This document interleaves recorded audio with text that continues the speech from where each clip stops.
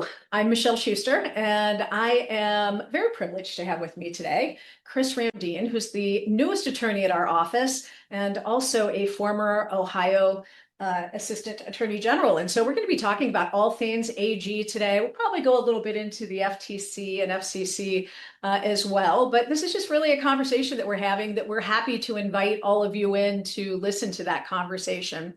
And I'd be remiss if I didn't say that this is being recorded, and that recording will be available on our website probably within the next couple of days. So if you'd like that recording, you can go there and check for that.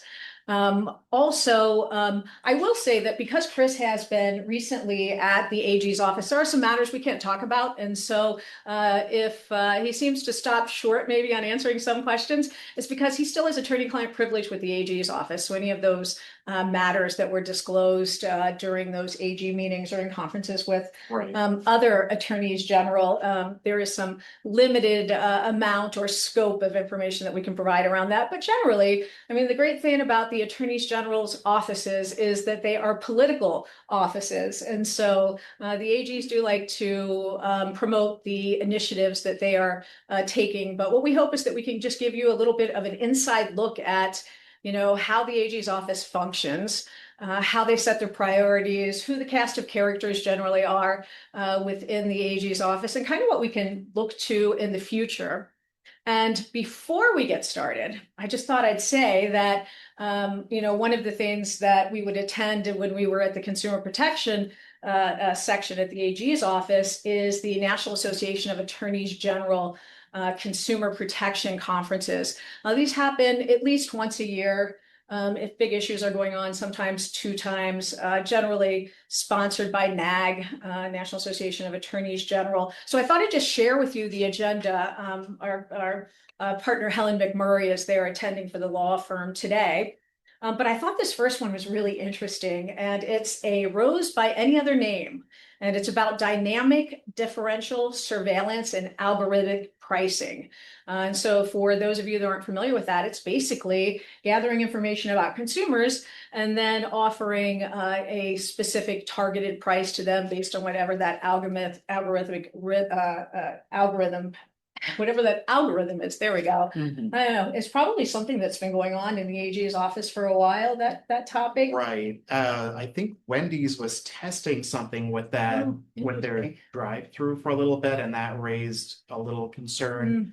But if I'm understanding correctly, this is more about through the apps. Like if you use the McDonald's app to get coupons or something like that, Yeah. you might be getting a coupon that takes you down to the normal price. Very interesting. So those of you that are using differential pricing, it is definitely on the AG's webinar. They're going to be educating on that, and I'm sure collaborating on that. So that's one you'll want to pay attention to. Some of the other items that are on that agenda. They're talking about independent monitors and complex consumer matters, and obviously they're talking about this from the perspective of the AGs and how those types of things can be helpful. Then also making CID meet and confers work.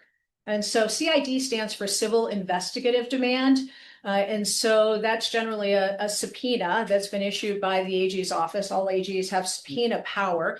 And they're going to be talking about why those meet and confers are so helpful, I would say. And we're going to be talking about that too. So we'll hold off here. And then last is driving down prices for American families is the luncheon that they're having for their buffet luncheon. You'll be happy to know. But it is the Attorney General from Connecticut that is going to be speaking there. Two other topics, again, we're going to cover this today, are age assurance verification. So that's that has a lot of different angles to it. Age appropriate design in the privacy world, but then also verifying age for certain types of websites. And then the rest is really just about consumer outreach and best practices, which is something that would be interesting to that group. All right, I've talked enough. So let's, I'm sure people are really interested in your background. Like, how did you end up at the Ohio AG's office, and what did you do while you were there? Well, I'm definitely the classic type of AAG. That was my first job out of law school. never seen the real world before, no idea how businesses work, or how to bill hours. This sounds like a confessional. Yeah. But True. so I started out doing environmental enforcement, and I did that for like a couple years, and then I've done consumer protection in Ohio for I think the last 8 or 9 years. Wow. So that's a long ride. That's several administrations, in which, because the AG's office does change during the elections, it is unusual to have people there for a really long time. So that kind of continuity is always good, I know, from the AGs, and will be very interesting from our experience shares today. And so then you decided that you wanted to come work here. And Yes. I saw your cafeteria, and I could not refuse. I can certainly understand that. I am a little bit of a foodie. Mm. So that was an important component of the office. But I'm sure it's the library that really Yes, I drive. do like the library. You and Helen have it pretty well stocked. I think they're mostly summer reads. Everything's online now, but anyway, so the other thing I really kind of wanted to get into is, so when you work in the AG's office, I think the first thing I was kind of surprised about was how much collaboration there was amongst the AGs. This agenda is a perfect example of it. So just kind of talking about that big picture, what is it that the AGs are doing to collaborate nowadays? So just more really about that process and how that happens. And I think that these conferences are really good. This is why, by the way, it's not really a secret that the first day is supposed to be more open to, I don't know if it's totally open to the public, but anyone with private interest can go. And it's not like, usually the best stuff is on the first day. And so you can see at the same time that AAGs are seeing for the first time what the big issues of the coming year or two are going to be. And, a lot of times, if a multi-state happens or some kind of collaboration is happening, it's not always through like a formal email or something like that, or something posted to the NAG website. A lot of times it'll be your chief or another attorney saying, they were talking about this at the NAG conference. This attorney was showing this interest. Why don't you go talk to them about that? And that could blossom into, a multi-state case or something like that. So it really is a good idea to go to these conferences, meet with these AAGs, get your finger on the pulse of what is going to worry AAGs. Yeah. What's really interesting, I always thought at these meetings, is that at the end of the day, they have basically an open mic. And so when we're representing especially trade associations, that was an opportunity we would always take to stand up and maybe talk about the issues that we're seeing, or if we know that something is on the AG's radar, it's a good time to be able to talk to all those consumer protection chiefs at the same time. So those of you out there that might have those types of issues for your industry, it's probably a very good idea to think about attending these meetings, and maybe even having a spokesperson to provide facts that you want the AGs to consider if we know something is on their radar. But it's not just the AGs that are there. What other kind of government agencies do you usually see at those types of consumer protection meetings? So, of course, there will be some amount of representation from the DOJ or the FTC. They're more tight-lipped than I would be today. You can go up and ask them questions, and they'll very politely say they can't talk about anything, but they'll keep waiting for you to ask more questions. But they won't even tell us stuff. But it's good to to hear from them, and you'll see sometimes people from local government will be there, but I think it's a more legal heavy kind of conference. Plus some big business interests like major telecom people will be there. But other than that, I don't know that there's a lot of like non-legal political representation there. Yeah. You've mentioned multi-state a couple of times. Explain what a multi-state is, and basically how those come about. Sure. So multi-state can come about from really, it can start in any number of ways. A lot of times it will start at one of these conferences, someone's having a conversation. Usually one or two states will be doing like a big investigation because they have a lot of complaints in their state. And what will then happen is they will start kind of canvassing to see if any other states want to join in. Maybe they'll tell you, you guys go do the investigation first, and maybe we'll jump on after you're done.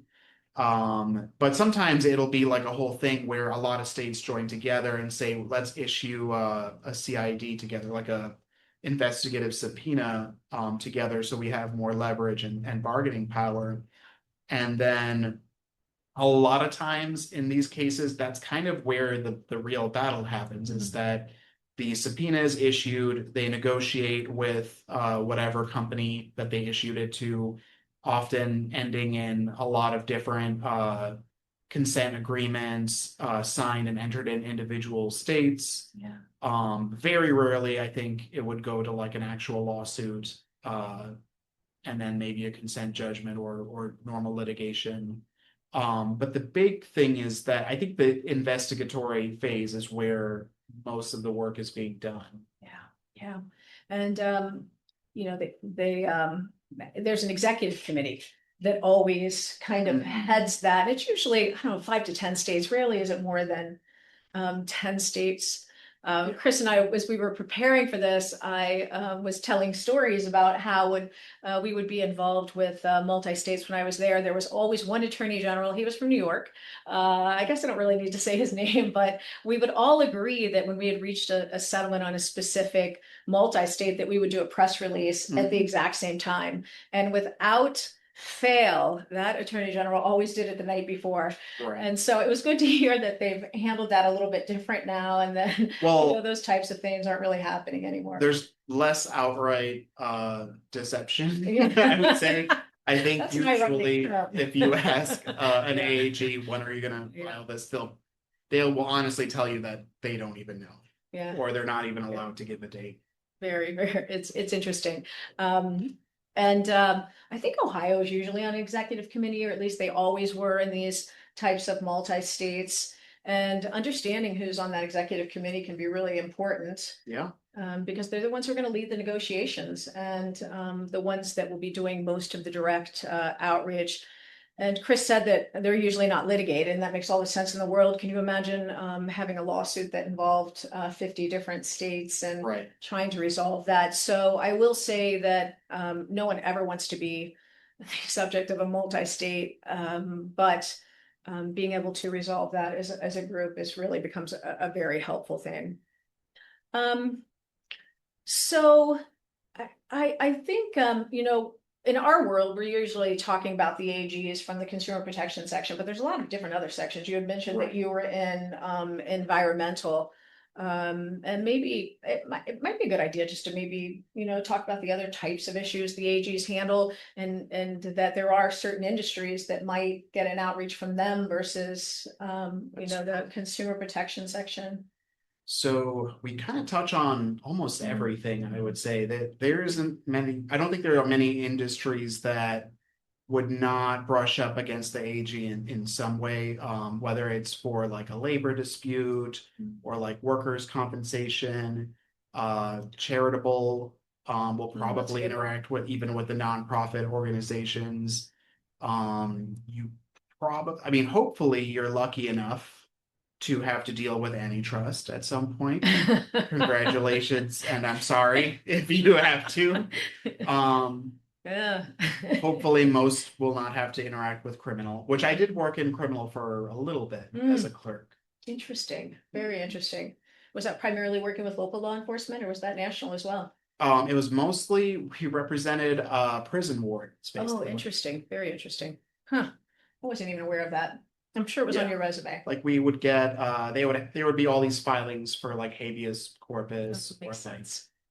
yeah, or like unfair treatment or something. Yeah, I have to tell you, we're totally digressing here for a moment. This is more like coffee talk, but one of the most poignant moments I had in the AG's office was the AG's office supports local prosecutors, especially when it comes to death penalty cases. And I was updating the AG on some things that have been happening in consumer protection, and the sun was setting behind the AG, and her director came in to tell them that the death was occurring then.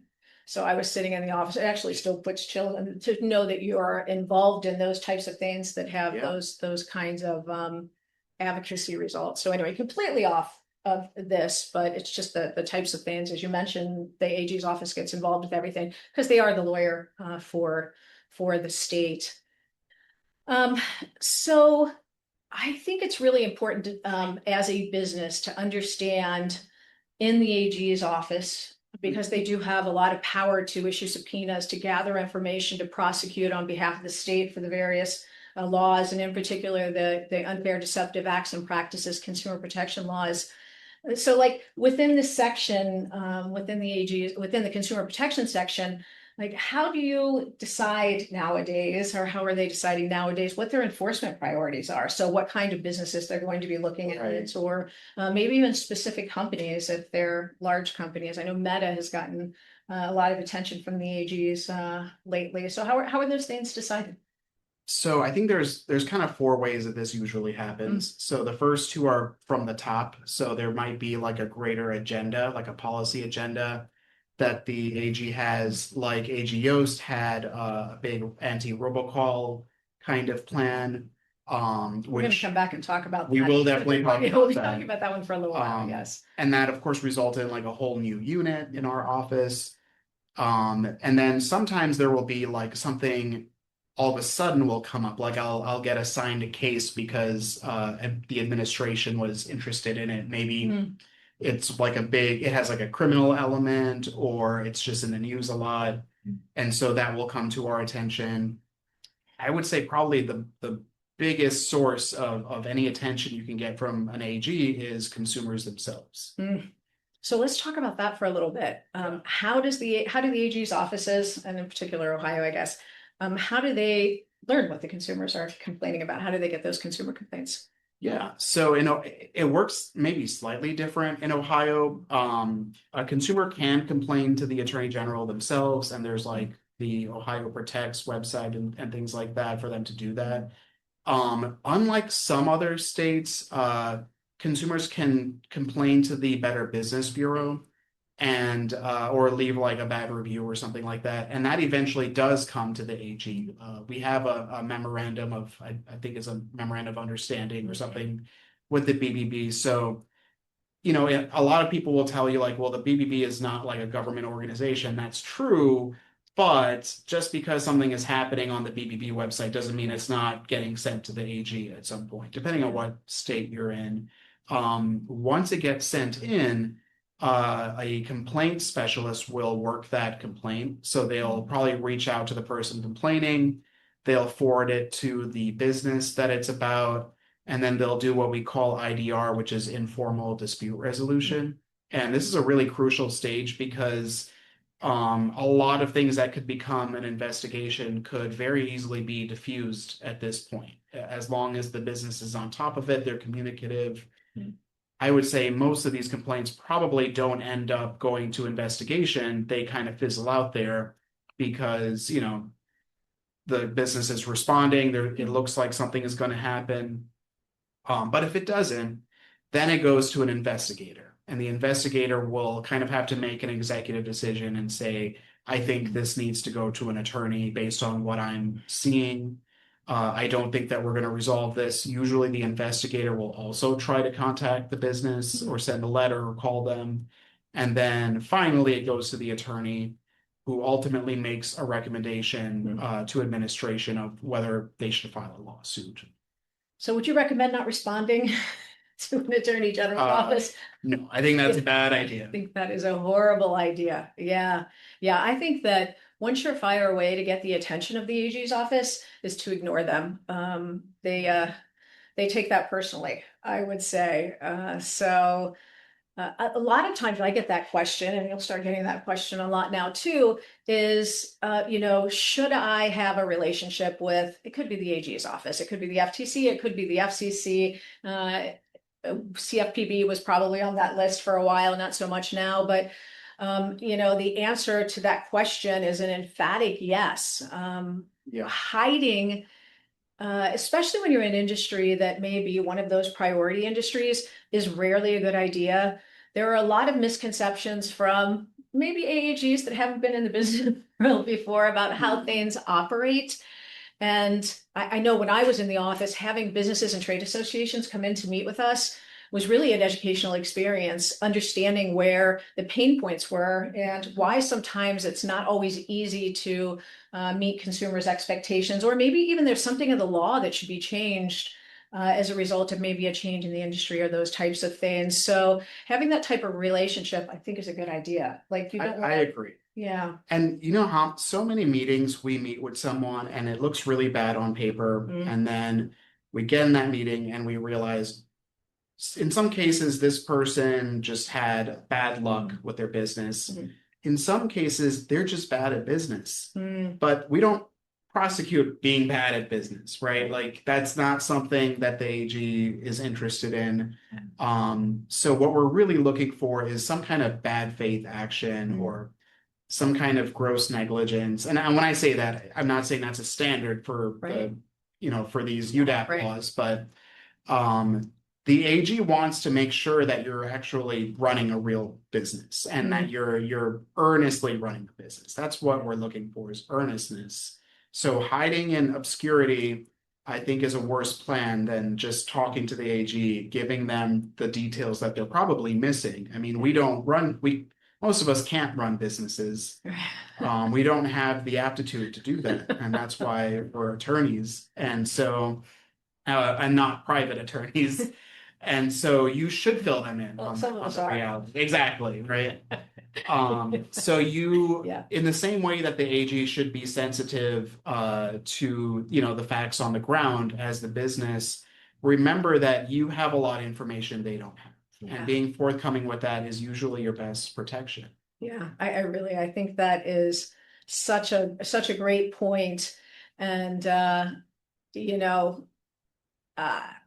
lot of times when a client comes to us and they're having an issue with any type of regulator, the knee-jerk response can be, we're going to go after them. We're going to be tough. They're exceeding their authority. We're going to fight them over this. We're going to fight them over that.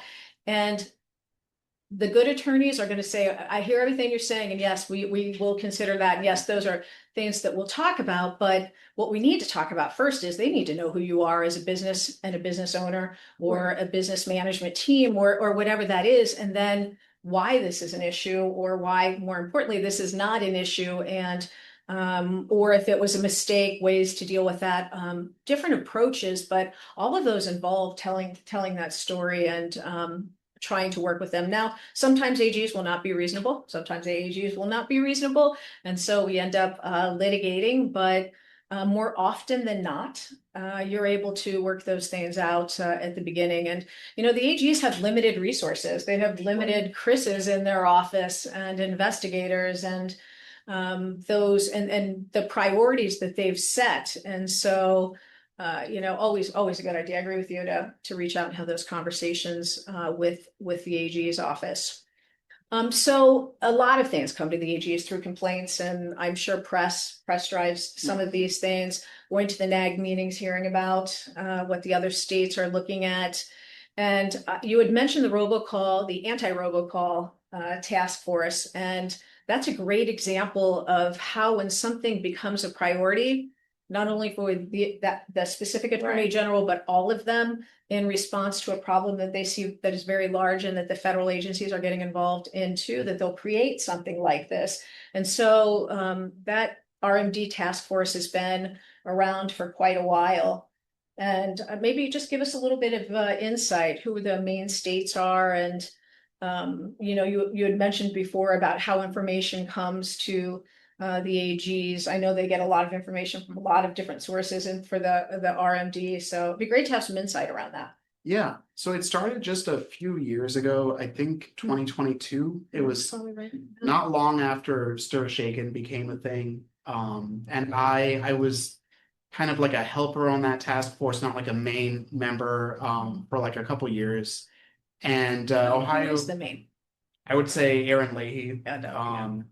Definitely, I think a good example of what I'm talking about when I say, we want to get information, we want to learn what we can, and we try our best not to be arbitrary and capricious, Mhm. basically.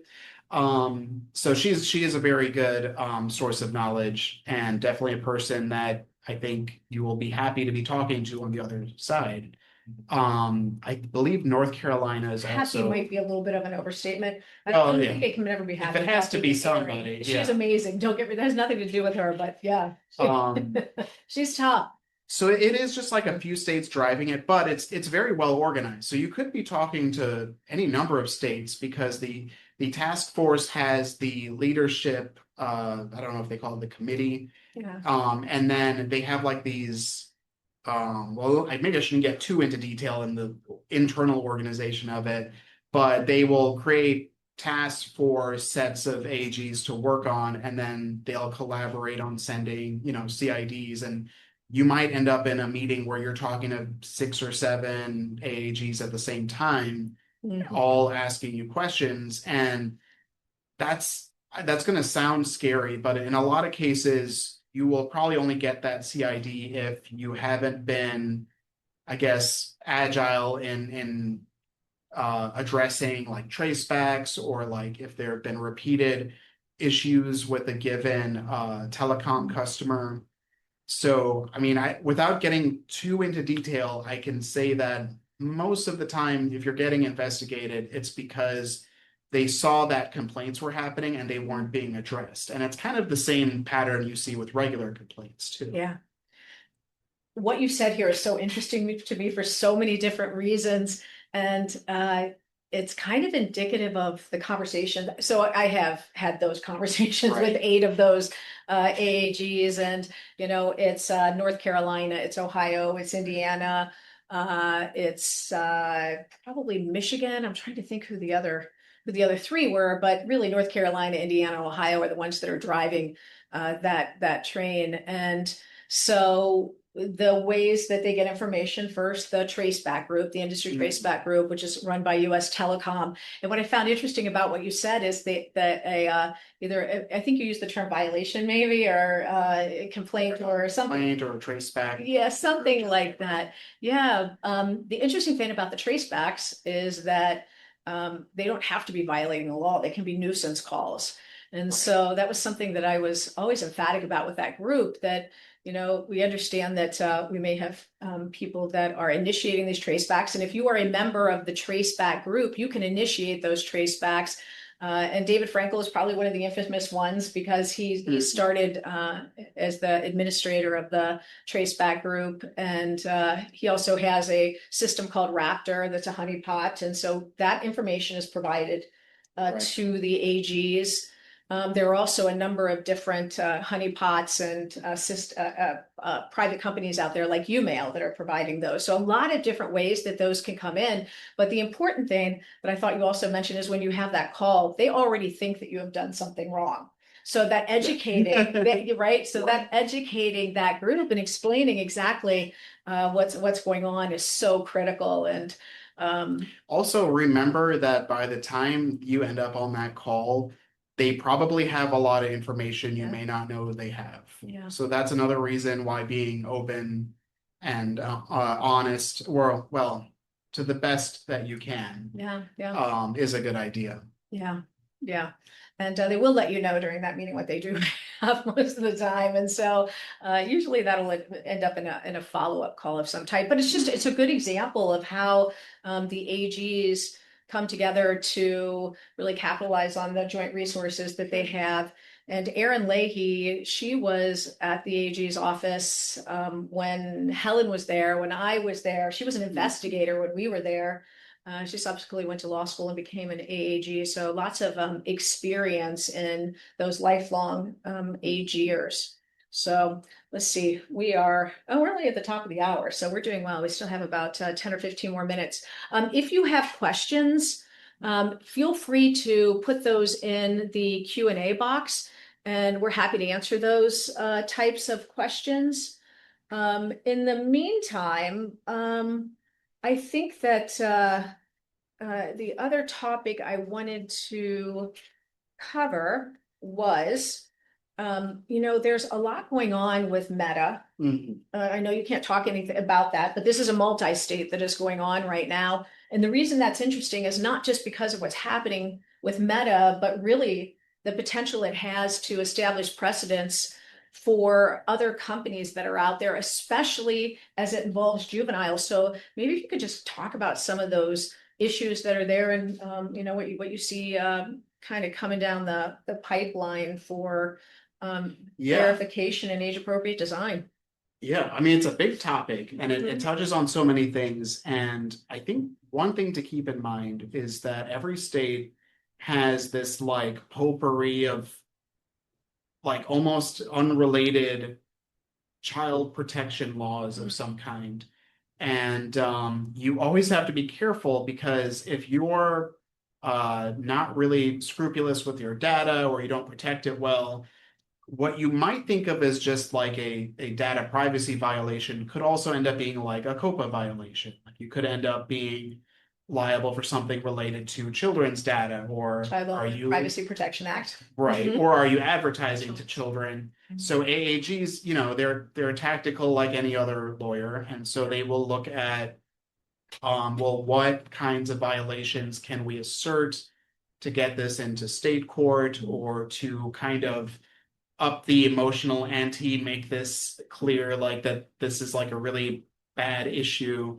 So I do think that when it comes to basically anything that touches on children, you need to be particularly careful because kind of like the attack surface, so to speak, of your enterprise is so much bigger and it's harder to predict where it's going to come from.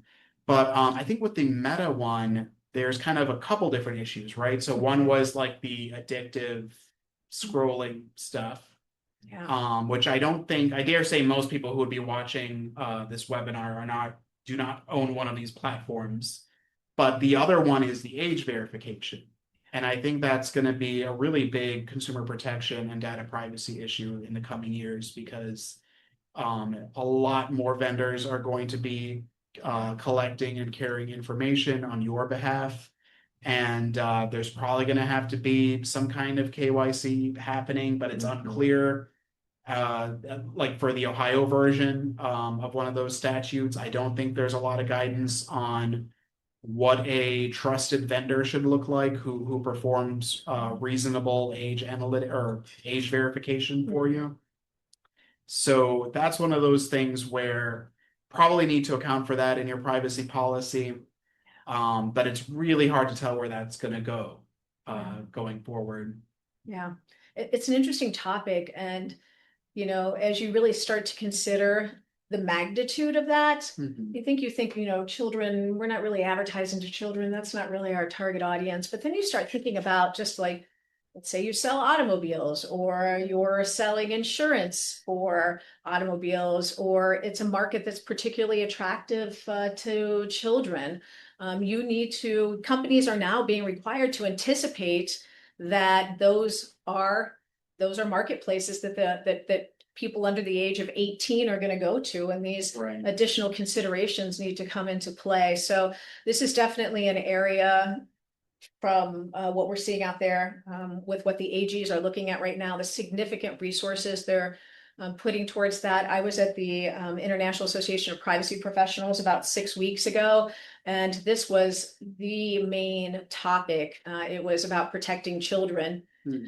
And I can tell you there was a panel of assistant attorney generals that are taking the lead on that, and they were not reasonable in the comments they were making. So this is one of those things where you may think what you're doing makes all the sense in the world, and I can tell you the AAGs are expecting more, and so are the AGs, just because this is a vulnerable population. When you talk about what the priorities are in the AG's office, vulnerable populations always fall in that. Children, senior citizens, people that are economically disadvantaged. I'm sure there's a lot And, that and depending on the state, it might Yeah. literally be a thing you have to talk about in your recommendation memo. Yeah, yeah. So I'm curious. So when I was in the AG's office, we would have a monthly meeting. It would have the kind of lead attorneys would be there, and the lead investigative staff members would be there.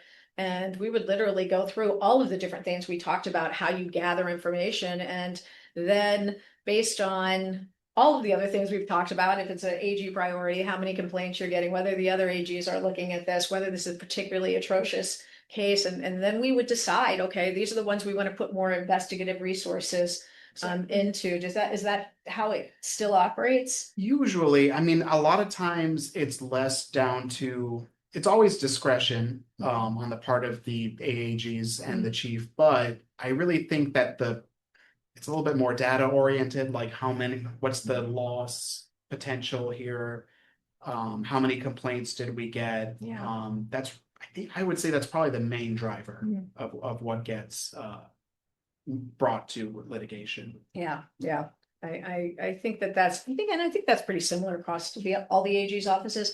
It's just it makes sense that it proceeds in those ways. I always feel sorry for the industries that fall under this. It could be something that AG, not an assistant attorney general, but the AG is interested in. One of the AGs I worked actually, now that you bring it up, sometimes it is also what the AG is interested Okay, in. yeah, that's a good point. That's a good point. I'd love to hear what those are. So, but for me, one of the attorney generals I worked with was particularly interested in auto advertising.